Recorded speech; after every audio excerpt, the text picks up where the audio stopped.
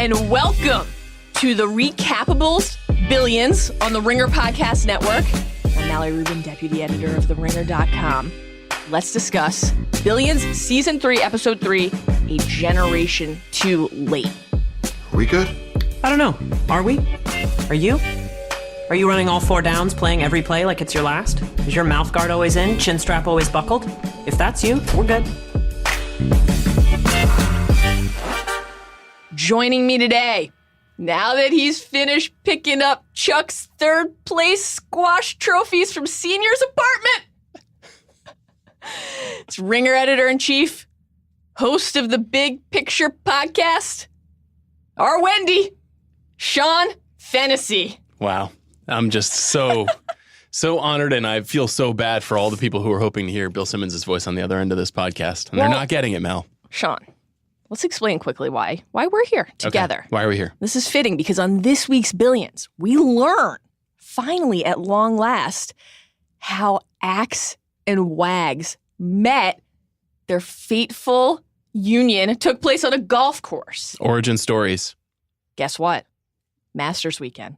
And that is why the podfather, Bill Simmons, is not here. You are. We are reuniting to co-host this podcast. One of the things we like to do at the top of this is some alternate titles, some alternate episode names. Do you have any? I have a couple. To open with? Let's hear them. Couple. Let's hear them. The first one is I'll Go Fuck Yourself, which for those of you who are algorithmically inclined will know that is a big part of this episode, trying to understand what the hell Taylor and Wags are trying to accomplish inside this quant factory that they're building in Axe's stead. What you got another one? I didn't come up with like witty puns. That's like all you I did. do. I just write headlines. I know. I like to study at the Sean Fennessy School of Display. Yeah. I just have a couple like half sentences here. Jock Jeffcoat attempts to pronounce Haftorah is really my main takeaway from this episode of television. You'll have to be the representative of the tribe on this episode. Indeed. At least Billy Bean got to be played by Brad Pitt. He had that before his name was dragged through the mud for 57 minutes on Billions. Tough night for Billy Bean on Billions. Great night for Theo Epstein, though, as we'll get to. One of my alternates was his shit don't work in the playoffs. There you go. It's beautiful. Yeah. I was going to bring that up as well. Look at that. We're so in sync. We're locked. We're so in sync already. All right. Quickly, 42-second episode description. I have no idea why we do this in 42 seconds. I guess because time is money, you know? Okay. That's what Access taught us. Do you know, are you ready to do this? Because every week Bill sits you down and he's like, Mal, you ready? 42-second recap. Let's do this thing. And you're terrified. Yeah, and every week I think it's unfair. So guess what? I'm not going to put you through that. Great. I'm going to take this. Such a great co-host and colleague. This is amazing. Go. Mal, 42 seconds. 42 seconds. Zach, start the clock. Neither Chuck nor Axe can focus on each other for a change because they're both too busy focusing on new targets. The Attorney General, again, always bears repeating, his name is Jock Jeffcoat. Incredible. For Chuck, Raul, Panea, Ira, et al. For Axe. Meanwhile, Taylor wants to bring on a quant, but ultimately decides that Axe Capital is a place for Theo Epstein, not Billy Bean. So a certain type of quant. What an episode for our man, Brian Connerty. My word. Woo! Connerty realizes that Chuck is dirty and that Dake might be too. This is kind of like his moment of clarity. He can't turn away anymore. And crucially, Wendy has to hear about Mafi's butt sweat. Sure. Yes. There's a lot. There's a lot more here. I mean, there's just a lot about Ira that we can talk about. There is. So before we get to our awards, we should probably go slightly deeper into the plot because this was episode 2 was a little not slow, but it was more about mood and angst than about plot developments. And this episode was dense, loaded with developments for basically all of the main characters and a lot of the secondary ones as well, except for my man Oren. We didn't get enough Oren time. Not a lot of Oren, not a lot of Lara, which we can also talk about. Thank the Lords. Okay. Thank the 7. Thank the old gods and the new. That's right. Let's start with Ira because the episode opens with our man Ira, handsome as always, Ben Shankman, watching his precious few remaining pennies melt away one white truffle shaving at a time. I loved this scene. Did you do any math? I did. I think the takeaway was at $280. $280 worth of truffle shavings. Fantastic. On his soon-to-be fiance's plate. The waiter tells them that it's $14 a truffle, a gram of truffle. Yes. She gets 20 grams. She broke the record. Incredible. I think she had the season high, is how the waiter described it.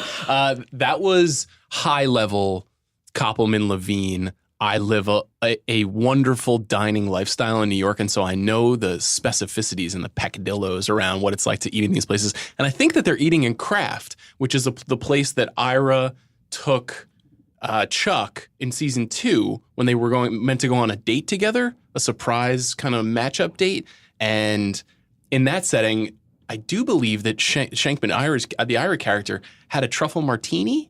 And so we know that Ira has a thing for truffles. So for him to watch this woman that he loves and cares about ordering truffles is probably simultaneously... It's a trigger. Orgasmic, but also, upsetting. It's a Chuck trigger because after that moment that you're referencing, they had a conversation about the nature of life and having to basically dig through the shit to get to something precious and what that represents. And then our man, Ira, this is like pre-Ice Juice fiasco when Ira and Chuck are still besties, sends Chuck a truffle. That's right. To his office. And there's that really revolting Paul Giamatti deep inhale moment when he holds the truffle and just breathes in with every fiber of his being. And it's like you had to kind of pause the episode for a minute to like go take a quick shower before you could resume. I did, at least. Giamatti, one of the greats. Truly one of the greats. Let's hear a clip from this moment where Ira, a completely broken man who was about to propose marriage, instead tells his girlfriend, basically, here's all the reasons I'm not good enough for you anymore. With everything that's happened, leaving my partnership at the firm, the company going down, my entire savings gone. Anyway, I can't give you the wedding you deserve, and the honeymoon we discussed, the life we planned. I can't tell you to quit your job. I can't even afford the ring I picked out for you. Now, if knowing all this, you want to go ahead?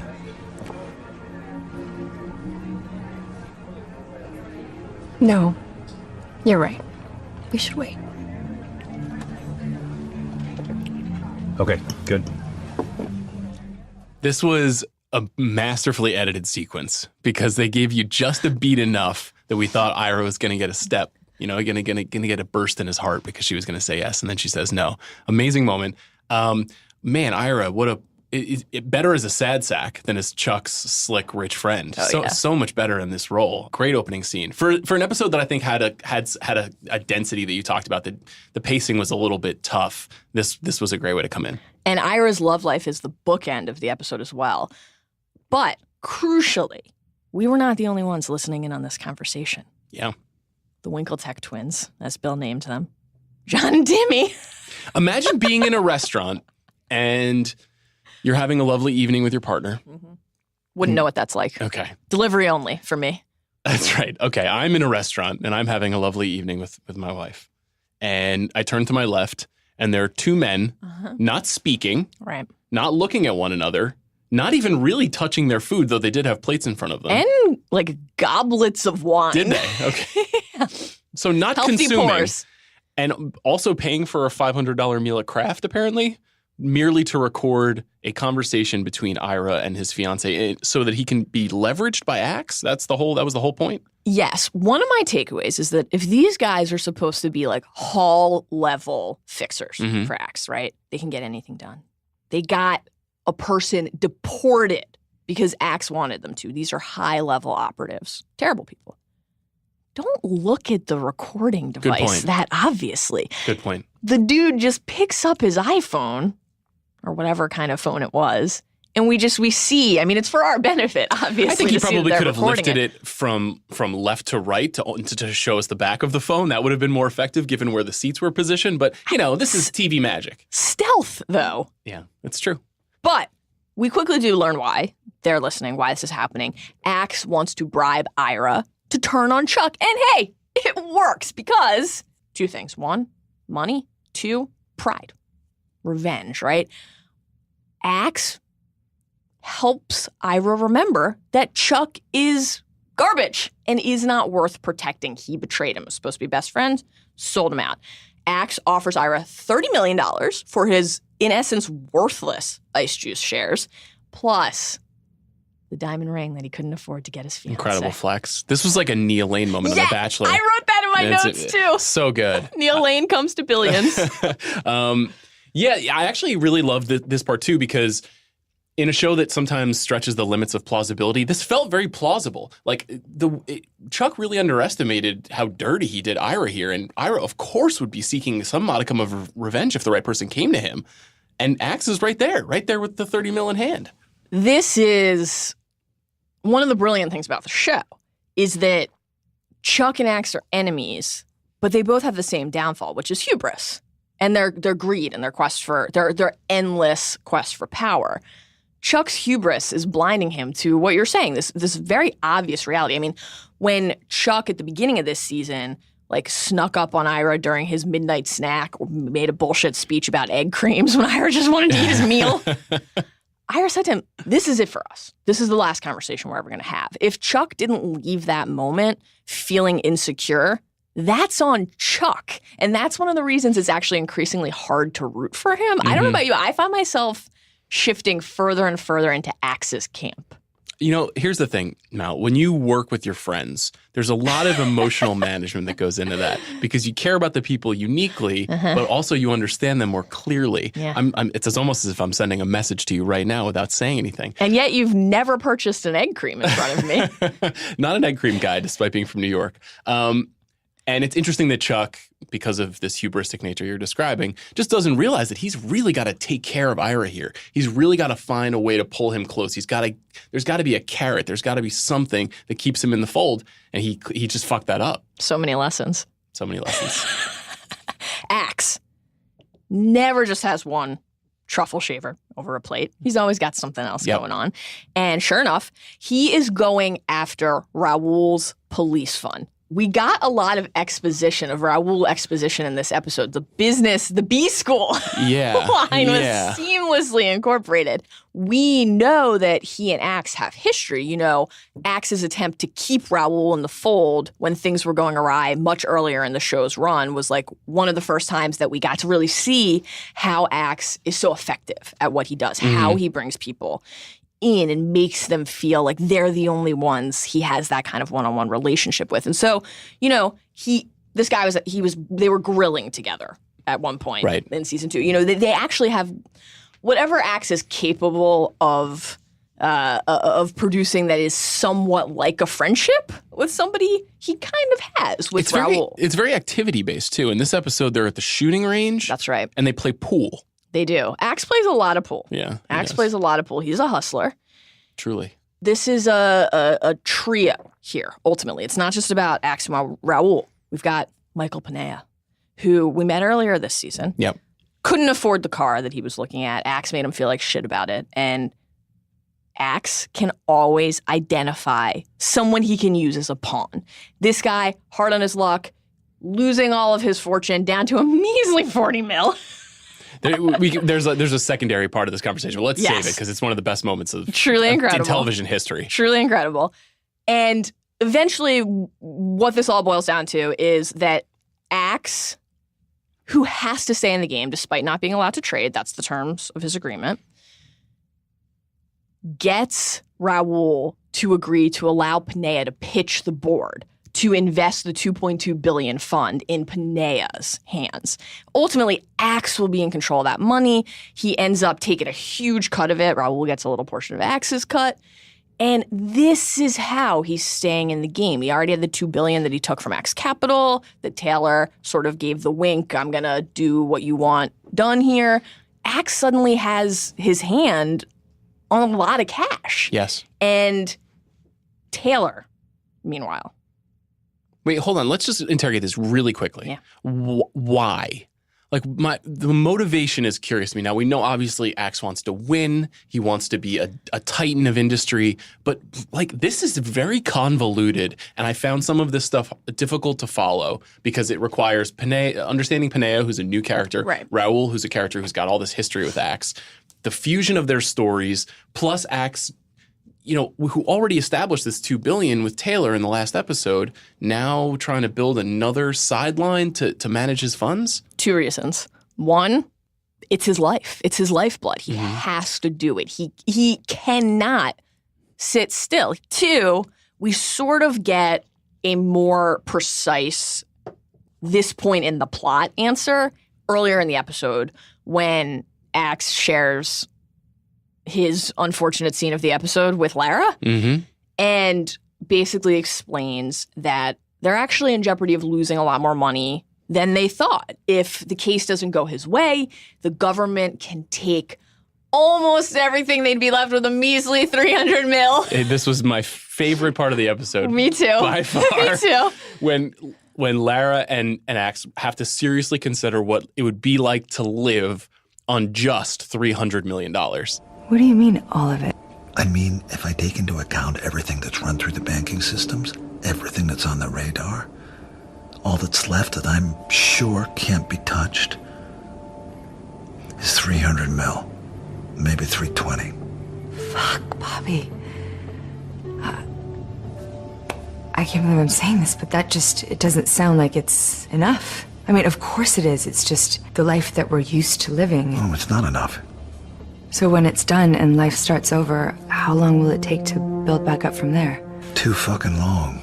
An astonishing moment in television history. Both of their performances were actually wonderful. The looks on their faces were true terror. It would be as if you and I were told, you got $100 in the bank and you're at risk of overdrafting. You can only order from Postmates once a week. $300 million, Mallory. Yeah. It's a great show. All right, truly incredible. Taylor. But that's the reason. So he needs money that the government not only can't take, doesn't know exists. Right. So it just has to be in other people's hands. This is high-level illegal funny business, though, right? This is like a jailable offense. Sean, Bobby Axe Axelrod is a criminal. That's a true story. That's what this show is about. Right. Taylor, Axe Capital's got to keep running, even though Axe isn't there. Taylor is considering bringing a quant in, and this is like doomsday, my ego is bruised, I have no sense of self or my place in the world scenario stuff for Wags, Mafee, Ben, Eveready. Basically everybody except Dollar Bill, who's just like, sack up. What are you guys crying about? He's a king. A computer can never do what I can do. A computer can never see what Pastor Tim can see. And Taylor is testing candidates with a folding box. I want to ask you, I want you to search inside of yourself and answer honestly. Would you have admitted that you could not solve the box? It's not really in my personality. I didn't think so. I'm not good at acknowledging when I'm wrong, nor are you, I feel comfortable saying. I think I enjoyed how the final candidate handled that. And I aspire to that approach. I am certain that I would not have admitted that I could not figure out the box. You don't say. Might have attempted some sort of like origami gymnastics, like inner folds of the box. You know what you would have done? I know you. You would have said, here's why this is a false test and the problem with this setup is X. You wouldn't have said, this doesn't fit together. You would have said, you guys fucked up. One of the candidates kind of tried that, though. Did not go well. Did not go well. So there's a little bit of a crisis of confidence within the firm. And Wags tells Taylor, Billy Beane, famed quant bringer, brought Moneyball to baseball, never won a World Series. And after a few failed interviews with a few of these candidates and sussing out why Wags, why Mafee, why all of these other people are so opposed to this kind of change in strategy, Taylor lands on her plan. I'm not even going to try to be Billy. I'm going to be Theo Epstein. I'm going to do it myself. Great mic drop moment near the end of the episode. Taylor almost always has a great mic drop moment. And then there's Chuck, who is just getting steamrolled throughout this entire episode by Chuck Jeffcoat, the Attorney General, who wants him to prosecute the Jose Lugo case. Chuck has an elaborate plan that, in typical Chuck fashion, eventually goes awry, though only after he thinks he's won and outsmarted everyone. Chuck is way. Terrible. Chuck is, it's really terrible. rough time at for his Chuck. job, emotionally bankrupt, messed up by his father. It's really underscored in this one. Never heats up the pasta he takes disgusting. out of the fridge. Numerous instances, including in this episode, where he takes a Tupperware of like cold globular pasta out of the fridge and just digs right in. I'm rubbing my head right now because you know how I feel about leftovers. I'm a hardcore anti-leftovers person. Not just the television show The Leftovers, which I wasn't a huge fan, but the actual refrigerated food, I just don't want it. Guys, you think that Billions is a quotable show? Try working with Sean Fennessy, who once said this: "I work too hard to eat leftovers." The actual quote is, "I work too hard to eat old food." Anyhow, Chuck is disgusting. Nevertheless. Interesting episode for him. It is. And the Attorney General is not pleased with Chuck's continued disobedience, which is not hard for him to sniff out. And the Attorney General, Chuck Jeffcoat, says, "Where I come from, if your dogs don't stop yapping, you hit them with a shock collar till they quiet up nice." While he is saying this to Chuck, he is polishing a gun and also mentioning Breitbart. Unbelievable interpretation of our modern society in the character of Chuck Jeffcoat, even more so than I thought possible after the first 2 episodes. Real ripped from the headlines. Totally. Shit right there. And then Chuck is in even more trouble than he knows because Ira does take Axe up on this deal, and he spills or tries to spill to Dake and Connerty.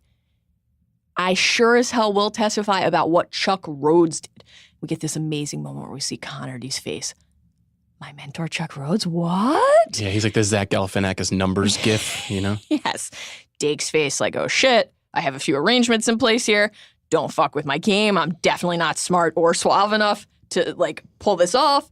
And Connerty pushes, which is purposefully induce sabotage against my company, use his status and position to lure Bobby Axelrod to do it, and I will confirm on the record that Charles Rhodes Sr. was steering his own money and that Chuck's money was directly blah, blah, blah, blah, blah, and then they cut him off. Dake panics. Stands up. Can't be a part of this conversation. Let's go. That sets Connerty off. He's starting to put the pieces together, and he cannot stomach this. He says to Dake, we're in the right and wrong game. And Connerty is one of the true idealists on this show. There's a moment in time early on in the show's run where you think Chuck is an idealist, and you're quickly brought to light. Disabused of that notion, yes, truly. Today, we're in the take the win game, Dake says. And then Connerty punches one of the Inwood boys, gets blood all over his shirt again. Stays in that shirt, much like he did after Donnie bled out all over him. Stayed in that shirt. The guy died, but he was still wearing the bloody clothes. That moment stuck with me. And then he turns to his personal whiteboard, which we learned he has in his apartment, where he is continuing to build the Axe case. What does he put on the whiteboard? A picture of Chuck and Senior. Dun, dun, dun. We're going to take a quick break for a word from our sponsor. Today's podcast is brought to you by Ringer Merch. That's right, guys. We have exciting news for all of you Ringer heads out there. The Ringer has new merchandise with a shiny new storefront that you can check out right now, preferably right after you finish listening to this podcast. We have hats, hoodies, even an exclusive Shea Serrano disrespectful dunk t-shirt. Your friends will be low-key jealous, maybe even high-key jealous, when they see you strutting down the street with an official Ringer zip-up hoodie. Previously available only to Ringer staffers, we are now letting you, our loyal listeners, get first dibs on the goods. So go to theringer.com/shop to pre-order your merch now. These are limited run items and will not last long.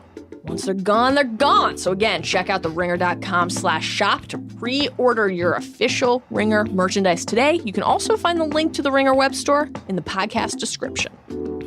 And now, back to Recappables. Let's get to some awards. Okay, great. Who was your MVP of this episode? A lot of candidates. I went with Ira because I feel like Ira...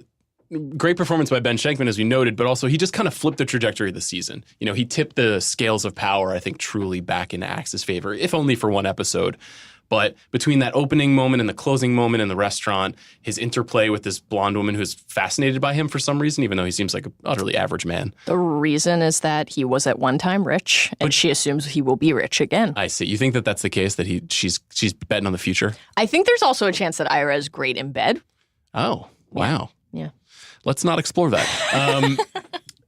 And yeah, I think Ira is the centrifugal force of the episode in many ways. And this kind of feels like the last time he'll be the centrifugal force of an episode, so I'm going to give a shout out to Ira. I'm going with Axe. Okay. And every now and then, we just have to go with one of the main figures on the show. And this really was an episode where you're like reminded of what kind of a master puppeteer Axe can be when he's focused. Not doing sloppy shit like he was last week when he's just in SUVs with known associates like Victor and Carly and could easily be like photographed. First of all, cannot overstate the significance. He and Lara are divorced now, right? They signed those papers? Yes. That's what that meant? Yes. Huge win. Bravo. For Bobby Axe Golf clap Axelrod. for Axe, yeah. Free of Lara's tyranny.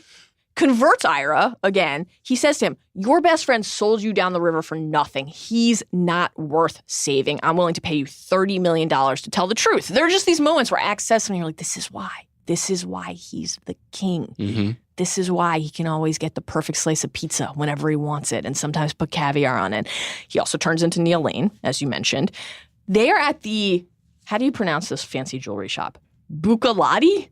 I'm not familiar with that. I'm not that fancy. I am also not that fancy or that into the jewelry scene in general, but I did catch the word mark on the diamond ring display case, and I assume that those are expensive rings. And Axe has that great flex when he's finally in the process of converting Ira, and he says, on my tab, why should she have to suffer? I wrote that down as well. Just an incredible moment. What an absolutely emasculating moment for Ira, and yet also he kind of wins because he gets everything that he wanted. I think on my tab, why should she have to suffer should also be the tagline for K Jewelers. Like all jewelers should have that in their commercials. Axe gets Panea to serve as his pawn. He gets Raul to give him the police fund money, in essence, $2.2 billion. And he has another great moment where he says, this is to Panea, when he comes in with the Winkletech twins, turns off all the electronics, tells him what the actual terms of the agreement are, how much money he really has, how much money he doesn't have. He says, you've been brought back to life as promised, but it's not free. And Damian Lewis does one of those trademark, like, little, like, half mouth, like... Mouth curl. Yeah. Where it looks like a straw should be in his mouth, but there is no straw. He puckers up. It's just perfection. Just says, are you in? And also, he got Chef Ryan to replicate a delicious burger recipe. Made time to go to the Whitney to take in some culture, That's some true. art. That's true. One more tiny MVP, Leonard Cohen. Yeah, that was a big one. I knew when you finished the episode, you were going to note the Leonard Cohen hit at the end of the episode. Beautiful. We got you on it darker. If you are the dealer, let me out of the game. If you are the healer, I'm broken and lame. If thine is the glory, mine must be the shame. You want it darker. An excellent juxtaposition of lyric and moment in the show when Ira is using the new ring that Axe gave him to propose to the woman with the flawless skin. No pores at all, as Ira pointed out really weirdly in the middle of a botched proposal. So creepy. When I watch you sleep, that was just really tough. And as he's proposing, the lyric, if thine is the glory, then mine must be the shame, plays over. Just perfect. The Perfection. music cues of this show, as Brian Koppelman has been told before, are fantastic. This season, from The Dictators to Counting Crows, now to Leonard Cohen, the gamut is so vast. I'm so impressed. This was a nice stroke. And this was a fairly muted episode music-wise, too. Yeah, it was. Very few overt, obvious notes. So I really like that one. Yeah, I agree. Okay. Shout out Leonard Cohen, the late Leonard Cohen. Shout out forever. Second award. Do you have a nomination for Bill's favorite category? Most scarring scene probably ever, certainly of the week. It dovetails a little bit with a quote that I think is notable, and it's Jock Jeffcoat uttering the phrase, that walk to the outhouse made a man nut up, literally. Which, my word, there's text and then there's subtext. And this has really got it all. Clancy Brown, as I said, is a great actor. This line is a real mouthful and made me feel bad. Yeah, that was a special moment. I have the preceding line that Chuck uttered in my quote of the week contenders, so I'll save that for later. But special scene. Did you have a scarring scene? We weren't that high on scenes like that. Not a scarring episode, in part because not nearly enough sex in this episode. Yeah. No Mr. and Mrs. Martinez, which is unacceptable. I'm getting concerned about how long it might be until they return. Purely from a managerial perspective, I'm delighted by the first one to not have to engage with that with you. The latter, no Mrs. Martinez. What are you going to do? My nominees are pretty minor on the scarring scale, but that truffle scene did stick with me. Watching somebody just sit there as $280 worth of truffles fall onto her plate, I found that unsettling in a way that is hard for me to articulate or even really understand. I had the exact opposite reaction. I was like, more slice, keep slicing. The way that that's filmed, the truffle shavings falling on top of the pasta like so many snowflakes. I loved it. Just the gluttony and indulgence that it represented. Maybe I'm just afraid of wanting to give in to a moment like that, and that's why I found it unsettling. And then I'm not sure I need to hear Mafi talk about his butt sweat again. Yeah. Every Mafi scene is a treasure. It really is. But, everybody's got ass sweat. We don't need to hear about it. That seemed like a slightly cheap reason to get Wendy in a scene, I think. In an episode where we just didn't need a lot of Wendy. She wasn't central except for her showdown with Chuck, which we can get to as well. Yes. Okay, next award. Any nominations for Best New Addition and or Cameo of the Week? Not a lot of contenders for this. I put the Inwood Boys, Johnny Burke and Terry Burke, in here because Michael Stoyanov, famously the older brother from the sitcom Blossom. I don't know if that's been noted enough. I thought it was fun to have them back, and it was fun to watch Johnny get his clock cleaned by Connerty.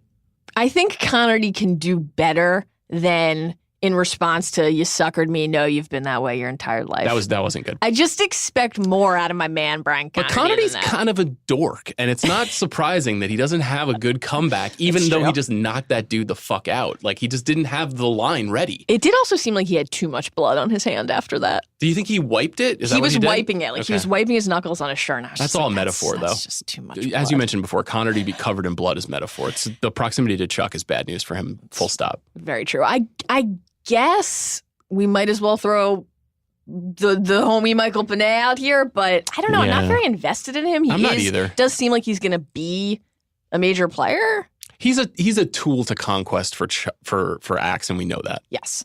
Okay. This is a loaded one this week. Next award. Pop culture reference of the week. But this week we're going to expand it slightly to also include sports references. Oh boy. Pop culture or sports, because we got very, very sports heavy episodes. So you go first. What do you want to throw out there? I'll do a pop culture one. Okay. Connerty's just very passing fast reference to the movie Donnie Brasco while talking to Dake, which is referred to strictly as Brasco.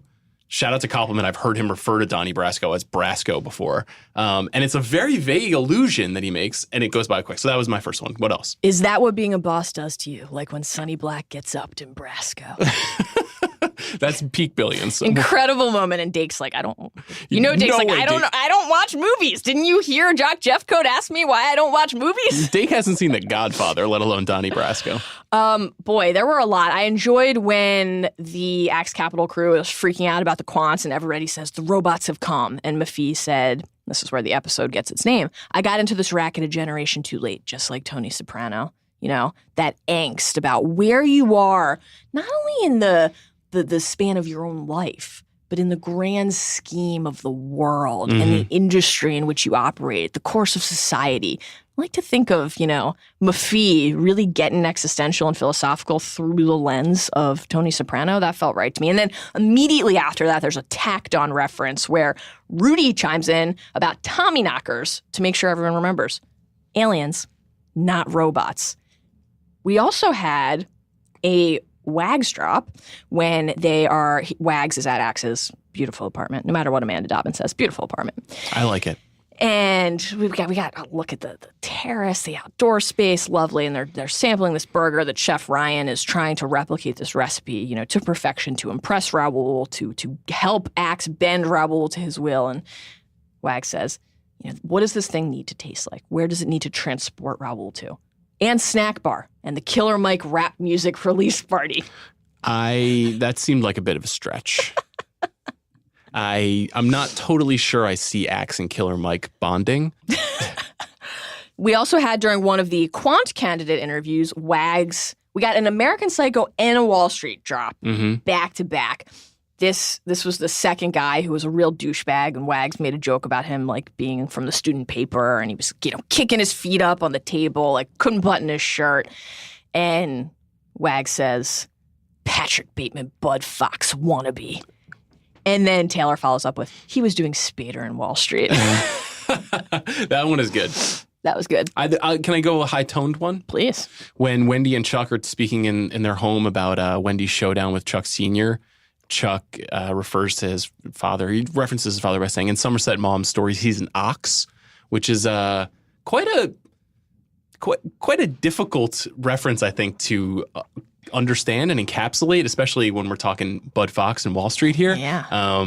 But that's where Billions can take us. It can take us into the classroom sometimes. It's true. Always manage to get some sort of historical or high-minded reference in there as well. Tons of sports references in this episode. We've already talked about the multiple Billy Bean references. Ira dropped a couple sports references in his delightful hot dog stand conversation with Axe, where he says, "My case is the Dream Team versus Cuba." And that was a 136 to 57 point win. So he doesn't think this is going to be close. And then 30 minutes later, he's like, "I'm on your team now." Imagine remembering the score of that game. Had to Google it, to be honest. Ira then also says, "I'm going to make it my sole purpose in life to stick to you like Lester Hayes, former Raiders great." Good stuff. Maffei and Taylor, when they're talking about quants, Taylor tells him to think about the Pulaski Academy, the team that never punts. Well, we know a little bit about that. Our previous employee, there was a short film about the coach that never punts in the Pulaski Academy at Grantland. I found this moment concerning just in terms of Recappables' future, though, because Maffei trying to understand how Taylor is thinking, why Taylor is considering this change, and Maffei says, "So it's about edge? Shouldn't Maffei know that? That's literally what they do." How'd Maffei get his job? I often wonder that. He doesn't seem qualified nor emotionally constituted to execute this gig. We got the Wags Axe origin story. Now we need the Maffei Axe origin story. I bet you it involves WrestleMania. That's my prediction. Yeah, a return to butt sweat.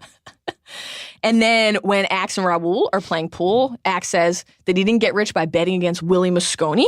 Oh, I missed that one. A little pool reference for the pool sharks out there. I missed that one. Okay. And, of course, we've already mentioned the Theo Epstein line, but the Taylor quote is really tremendous. Let's hear that. So you're not going to hire a quant? I'm not going to hire a quant. That's become clear to me.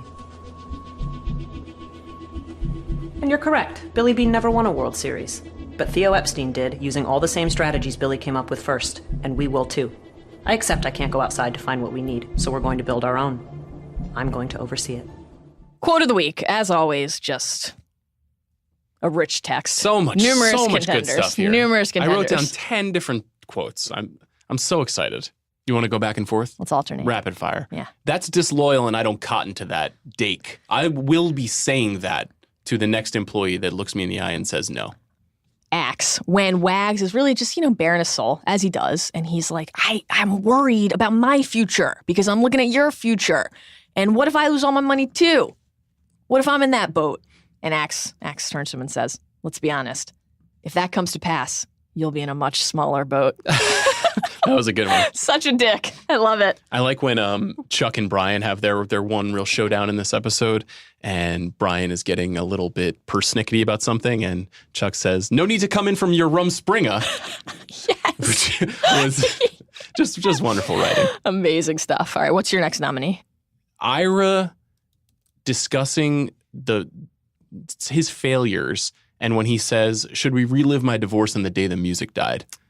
That was also very funny. I don't have a lot of exposition around these events. I just think that the turn of phrase around so many lines in this episode, despite it being having this density, is just really good. It's just really repeatable and really funny and clever. It's phenomenal. My next one is one we referenced earlier, the other part of that outhouse conversation where Chuck, after Jeffcoat has once again found a way to just talk about life in Texas as he does, Chuck says, "People used to shit outdoors in the middle of the night so as not to stink up the house." Pause for effect. And then we found a better way. Did we though? Let's stay on Jeffcoat. I got a whole. My next one's a Jeffcoat one too, so this is perfect. This one's important. Might is a New Yorker's word. I don't want to hear it. This is Jock Jeffcoat yes. to Chuck. and really just summing up the point of view of the administration he is representing as Attorney General. Not interested in those East Coast liberal elites. That's right. Not interested at all. Stick to Breitbart, where there is no might, and headlines do not end in question marks. My Jeffcoat nominee here is something I learned clerking for the kind of New York judge you revere so much is you don't let your firstborn fuck up I can't even say this because it's so incredible. You don't let your firstborn fuck up his Haftorah portion. But the way he says Haftorah is like, I can't even do it. First time he's ever seen that word. Yeah. How does he even know the word? I don't know. He's a learned man. We know he's a learned man. He does have that moment where he's like, I've read books. Yeah. I went to a fancy school. I've read your books. One follow-up to this. This is all in the same universe of conversation between Jock and Chuck. I love all my children the same, Chuck, but the Sovereign District of New York is the first among equals. That's right. That's really good stuff. A monster, a despicable monster, but boy, does he say things that sound good. My next one is a WAGs one, of course. Quote of the week could always be divided into WAGs and non-WAGs divisions. So here are a couple WAGs ones. You know that quant is just another word for wild fucking guess with math. Which could be a tagline for theringer.com. Love you, Ben Lindbergh. And then in the same course of events where Wags is chatting with Taylor about the quant strategy, and then they are interviewing the first candidate. And this guy is trying to explain his algorithm and his approach. And Wags just cuts him off and says, at Axe Capital, we support people from all cultures. But when you talk to me, it better be in fucking English. Great stuff. Paragon of HR responsibility, Wags. I have doesn't like math. I think we have to cite Billy B never won a World Series. Obviously, that's incredible. It's used twice here. Piss poor effort Ryan. I also noted earlier.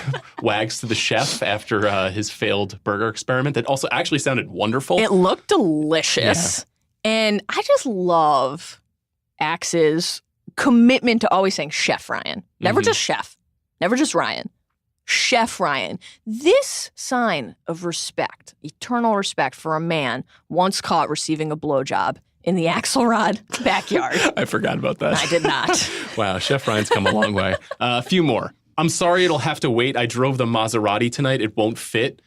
Wendy's mic drop on Chuck Sr. Whew. That's my last one. It is the line of the episode. An episode that is tragically light on Wendy, but that was phenomenal. And all Senior wants is those trophies out of his home, those reminders of how his son has disappointed him out of his home. Won't fit. My fancy, super expensive sports car that the guy you hate bought me. So good. Too small. The line that precedes that I thought was also very well written, which is, your son is the man you made him. Whatever greatness and whatever darkness is in him is because of you. Wendy's insightful. She really is. Another one Wendy. from that exchange from Charles Sr. Why would I ever give a shit about third place squash trophy from prep school? If he'd won, maybe I'd put it on the mantle. And Charles Sr. wonders why this happened with his son.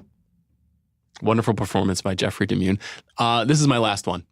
It's from Ira, and I think it is the theme of the episode. It's Ira to Axe. It's slightly paraphrased. This is just a transaction to you. Your emotions are smoothed out like ice under a Zamboni.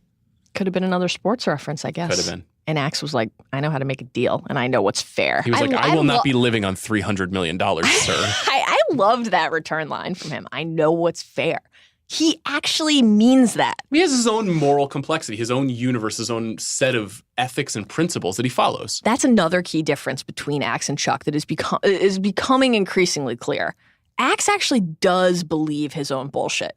Chuck isn't sure anymore. Mm-hmm. You know, that moment last week in episode 2, that was not an accident when Chuck and Funt are chatting in the bowels of the hall, and Chuck says, I really do think I mean it. I really do think I'm sorry. And you can just see the doubt. And it's not an emotion he's used to experience. It's a foreign sensation for him.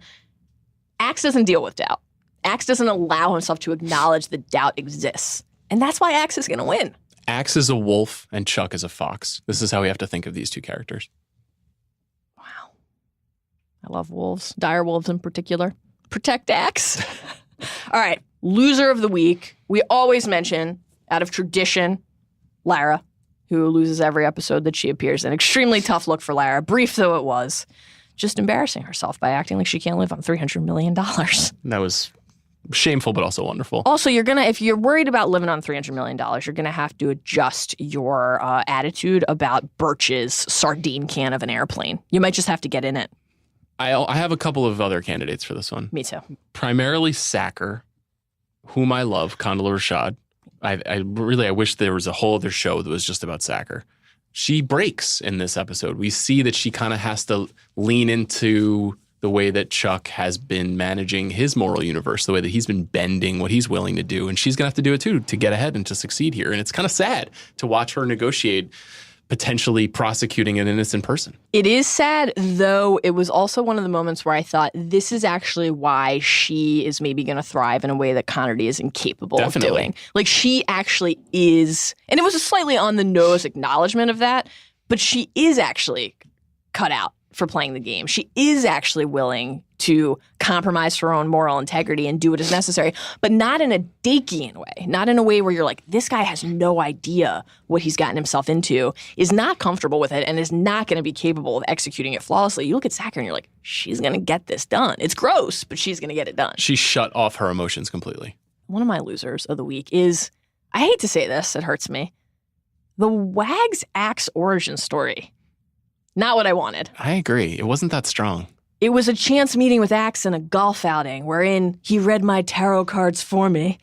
And we learned basically that Wags was at Lehman. Things were going poorly. All these kids, these smart whippersnappers had taken over. He didn't understand what they were doing. So how could he ask questions? How could he compete? Company's losing money. His fortune's in jeopardy. And Axe pulls him out just in time, tells him, get out of there while you can. Axe's warning allowed me to save my ass before it was too late. I wanted something truly ludicrous. You wanted body sushi. I wanted to learn that the tomatoes that Bruno insists on using in the pizza that Axe loves so much were somehow involved, sliced onto the body sushi that Wags consumes so much he's built up a tolerance, or that maybe he used those very tomatoes to pelt an umpire and that's how he got banned from Little League. Like, I wanted it to be something like that. The thing that I would like to hear now is Axe's version of that story. Why Wags? How does Wags become the commandant? How does he become number two? Because that's what's most interesting here. It's not because we know Wags idolizes Axe in a way that is almost irrational. But the reason that Axe has stuck so closely to Wags, who is, by all accounts, an amoral windbag, very entertaining, but just full of shit, and also doesn't know how to control himself. I'd just like everyone listening to know that a mere 40 minutes ago in studio off mic, I told Sean I thought I was the Wags of the Ringer. That's and this is apparently what he thinks of me. True. So. Though your moral constitution does not reflect on Wags. It's only your killer instinct. Thank you. And my mustache.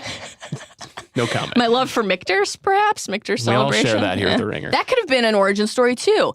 They both love Michter's. Yep. Maybe they both had their eye on the last bottle of a 20-year-old sour mash, hard to come by. Who would win it? What if we shared it? And then what if we shared our lives? I don't think we're done hearing origin stories between Axe and Wags. We'll get more.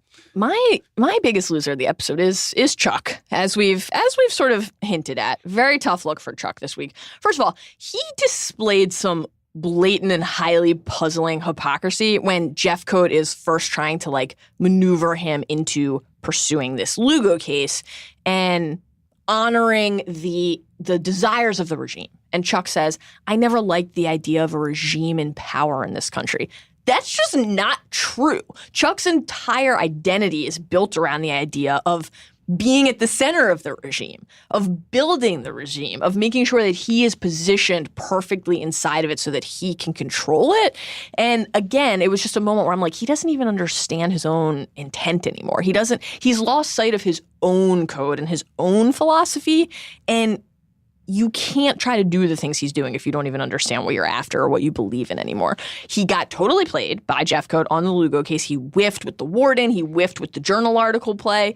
Ira turned on him, so he not only lost that friendship, but he lost that agreement.